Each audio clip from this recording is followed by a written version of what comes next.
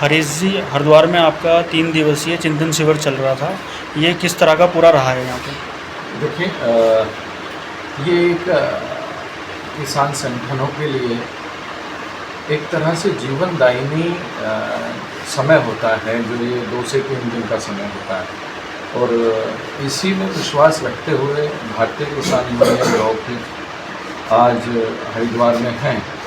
यहाँ किसानों के सभी मुद्दे, सभी मांग पर एक मंथन होता है और किसानों की सभी समस्याओं को सुना जाता है और सभी समस्याओं को सुनकर, सभी मांगों को सुनकर एक मांग पत्र तैयार किया जाता है, जिस मांग पत्र को प्रदेश सरकार और केंद्र सरकार तक पहुंचाया जाता है और उसी को आधार बनाकर पूरे 1 वर्ष का ब्लूप्रिंट तैयार होता है कि हम और हमारा संगठन, हमारा नेतृत्व किस किस मुद्दे पर, किस किस विषय पर राष्ट्रीय स्तर पे या प्रदेश स्तर और जनपद स्तर पर अपना संघर्ष जारी रखेगा। जैसे राष्ट्र मुद्दा है हमारा आज MSP, मतलब हमारी फसल का दाम। जो सरकार हमारी फसल का दाम तय करती है, आज किसान को वो दाम नहीं मिलता। व्यापारी किसान की लाचारियों का लाभ उठाता है, उसकी मजबूरियों का लाभ उठाकर उसका शोषण करते हुए औने पौने दाम में उसकी फसल खरीदता है।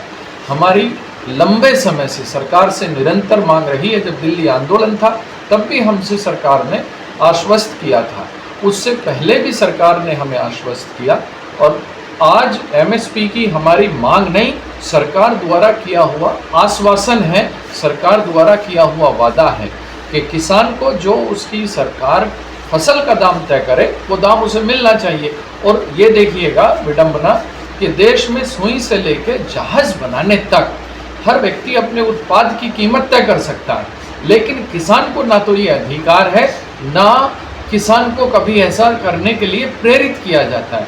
सरकार हमारी फसल का दाम तय करती है। हम कहते हैं कि जो सरकार हमारी फसल का दाम तय करे उसे दिलवाने की भी गारंटी हो। जैसे किसी की एक सैलरी फिक्स की जाती है, आप भी मीडिया में हैं, आपकी एक सैलरी होगी, एक पैकेज होगा, वो आपको मिलता है। तो हम कह रहे हैं जो हमारी फसल का दाम है वो हमें मिले। ये हमारा बड़ा राष्ट्रीय मुद्दा है। दूसरा मुद्दा ये है कि बड़ों ने कहा, गांधी जी ने कहा, चौधरी चरण सिंह जी ने कहा, टिकैत साहब ने कहा, महेंद्र सिंह टिकैत जी ने, देश के विकास का रास्ता गांव से जाता है। आज भी गांव दोयम दर्जे की जिंदगी जी रहा है। बड़ा स्पष्ट उदाहरण है कि गांव का रहने वाला आदमी भी इसी देश का नागरिक है, किसान भी इसी देश का नागरिक है। हमें ये बताइए, जब किसान इसी देश का नागरिक है, गांव का रहने वाला इसी देश का नागरिक है, तो उसको मात्र 8 घंटे इलेक्ट्रिसिटी क्यों मिलती है? दिल्ली में रहने वाले को 24 घंटे। इसका मतलब देश में 2 तरह के नागरिक हो गए। जो दिल्ली में रहेंगे उनको 24 घंटे बिजली मिलेगी, जो गांव में रहेंगे उनको 8 घंटे मिलेगी। मतलब गांव का आदमी आज भी दोयम दर्जे की जिंदगी जीने पर लाचार किया जा रहा है। तो इसी तरह से चाहे उत्तर प्रदेश में गन्ने का विषय हो, उत्तर प्रदेश में गन्ना कंट्रोल ऑर्डर है, 14 दिन में किसान को गन्ने का भुगतान होना चाहिए, लेकिन किसान को 1-1 साल में भुगतान नहीं हो रहा है। हजारों करोड़ रुपए किसान का सरकार पे बकाया है। क्यों कह रहा हूँ सरकार पे बकाया? क्योंकि किसान सरकार को गन्ना देता है, किसान किसी उद्योगपति को गन्ना नहीं देता, सरकार के माध्यम से उद्योगपति पे जाता है। आज सरकार और उद्योगपति मिलकर इस देश का शोषण कर रहा है। सबसे बड़ा मुद्दा टोल। सड़कों पर आप देखिएगा 20 किलोमीटर चलो आपको टोल मिल जाएगा। और हिंदुस्तान में टोल एक ऐसी जगह है कि जहां 500 का नोट 250 में चलता है। ऐसी जगह तुमने कहीं नहीं देखी होंगी, क्योंकि यदि टोल 100 रुपये है तो आपसे 200 लेते हैं और वैलिड वो 100 रुपये के माने जाते हैं।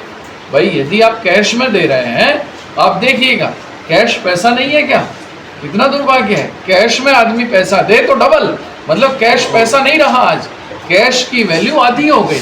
तो ये बहुत सारे मुद्दे हैं, सभी मुद्दों पर बात हुई है और आदरणीय राष्ट्रीय अध्यक्ष जी के नेतृत्व में, हमारे बाना जी के नेतृत्व में बहुत फैसले लिए गए हैं और सभी फैसलों को हमारे प्रदेश प्रभारी जी हैं, प्रदेश अध्यक्ष जी हैं, दिग्विजय जी, सभी के नेतृत्व में फैसले लिए गए हैं और सभी को अमल में लाया जाएगा और किसान के हक की लड़ाई मजबूती से लड़ी जाएगी। क्योंकि इस देश में किसान की लड़ाई लड़ना सबसे बड़ी देशभक्ति है, सबसे बड़ी राष्ट्र सेवा है। क्योंकि यदि किसान बचा रहा तो देश बचा रहेगा, और यदि किसान ही लुप्त हो गया तो क्या खाओगे?